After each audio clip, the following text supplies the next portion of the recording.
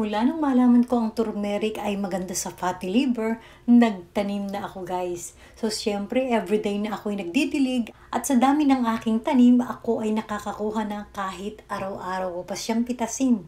So ang ginagawa ko, pinipitasan ko rin ng dahon para siya ay dumami at lumaki.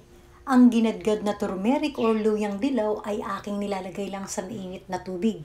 Mas maganda kasi kapag hindi masyado itong pinapakuluan. So dahil sa ito ay ginadgad ko lang, sinasama ko na rin inumin yung sapal. Mas medyo sariwa ang ating ininom ay mas maganda. Kung minsan na ako'y naglalagay ng gum syrup, yung gum syrup na alternative sa sugar.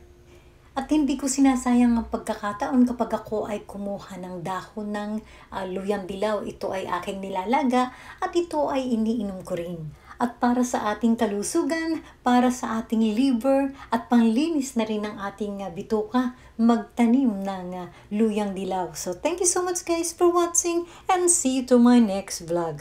Bye!